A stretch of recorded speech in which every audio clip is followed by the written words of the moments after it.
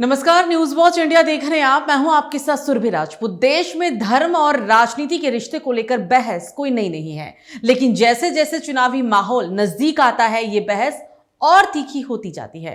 ताजा विवाद छत्तीसगढ़ के पूर्व मुख्यमंत्री और कांग्रेस नेता भूपेश बघेल और कथावाचक धीरेन्द्र कृष्ण शास्त्री उर्फ बागेश्वर बाबा के बयानों के बाद सामने आया है। दोनों ओर से आए तीखे वक्तव्यों ने न केवल राजनीतिक गलियारों में हलचल मचा दी है, बल्कि धार्मिक आस्था, सनातन संस्कृति और राजनीतिक प्रचार के बीच की रेखा पर नए सवाल खड़े कर दिए हैं।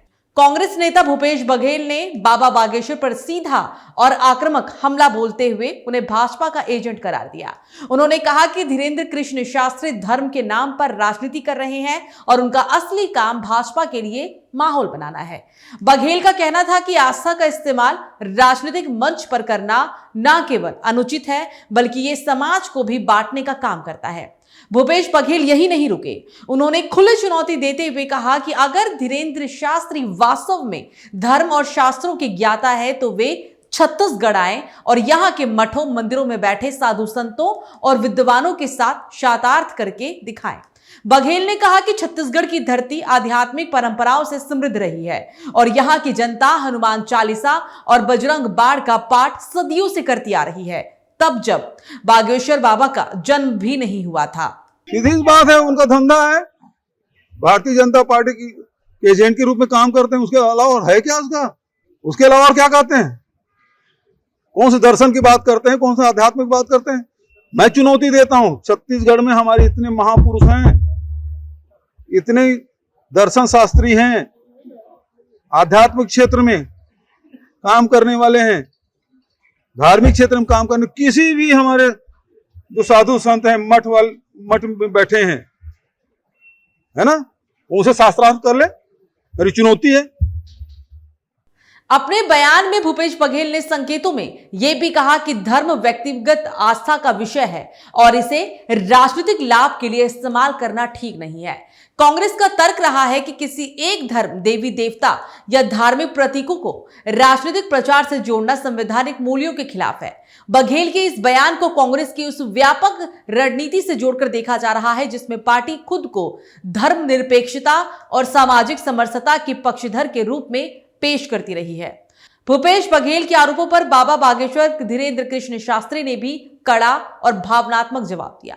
उन्होंने कहा कि जो लोग राष्ट्र के प्रति लोगों को जागरूक करना, हनुमान जी की भक्ति का प्रचार करना और सनातन संस्कृति की बात करना अंधविश्वास मानते हैं, उन्हें देश छोड़ देना चाहिए।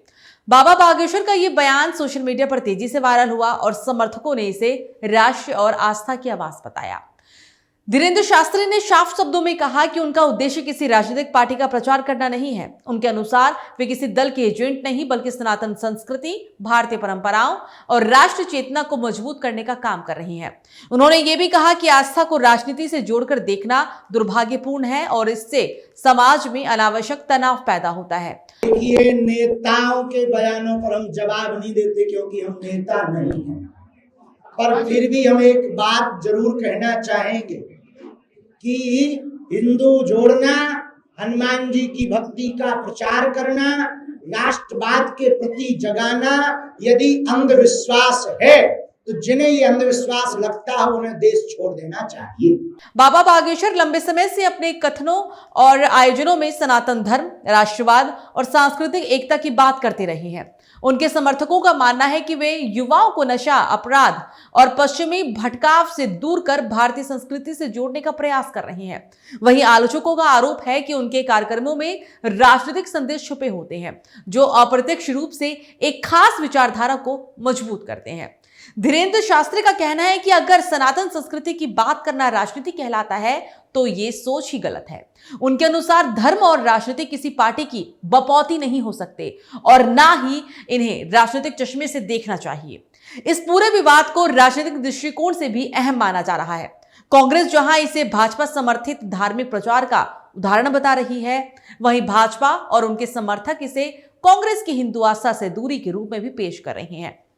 राजनीतिक विश्लेषकों का मानना है कि यह बहस आने वाले दिनों में और भी तेज हो सकती है, खासकर उन राज्यों में जहां धार्मिक पहचान और सांस्कृतिक मुद्दे चुनावी राजनीति में अहम भूमिका निभाते हैं। छत्तीसगढ़ के संदर्भ में देखें तो भूपेश बघेल का बयान स्थानीय अस्मिता और क्षेत्रीय धार्मिक परंपराओं को सामने लाने की कोशिश के तौर पर भी देखा जा रहा है। तो वहीं बाबा बागेश्वर का जवाब राष्ट्र स्तर पर अपने समर्थकों को एकजुट करने का प्रयास माना जा रहा है। इस बयानबाजी के बाद सोशल मीडिया पर भी साफ तौर पर दो धड़े नजर आ रही हैं। एक वर्ग भूपेश बघेल के बयान का समर्थन करते हुए कह रहा है कि धर्म को राजनीति से अलग रखना जाना चाहिए, तो वहीं दूसरा वर्ग बाबा बागेश्वर के समर्थन में उतर आया है और इसे सनातन संस्कृति पर हमला बता रहा है। ट्विटर, फेसबुक और यूट्यूब पर हजारों पोस्ट और वीडियो सामने आ चुके हैं, जिनमें कोई इसे आस्था बनाम राजनीति की लड़ाई बता रहा है तो कोई इसे सीधा राजनीतिक ध्रुवीकरण करार दे रहा है। भूपेश बघेल और बाबा बागेश्वर के बीच ये ताजा बयानबाजी उसी पुरानी बहस को एक बार फिर केंद्र में ले आई है। क्या आस्था को पूरी तरह राजनीति से अलग रखना चाहिए या भारतीय समाज में दोनों का टकराव और मेलजोल चलता रहेगा? फिलहाल यह विवाद थमता नजर नहीं आ रहा। आने वाले दिनों में इस मुद्दे पर और भी बयान, प्रतिक्रियाएं और राजनीतिक आरोप प्रत्यारोप देखने को मिल सकते हैं। इतना तो साफ है कि धर्म और राजनीति की बहस केवल दो व्यक्ति तक सीमित नहीं रहेगी, बल्कि इसका असर व्यापक राजनीतिक और सामाजिक विमर्श पर भी पड़ेगा। यह खबर आपको कैसी लगी, आप हमें कमेंट करके जरूर बताइएगा। और अगर आप हमारे चैनल पर नए हैं तो चैनल को सब्सक्राइब करना मत भूलिएगा। नमस्कार।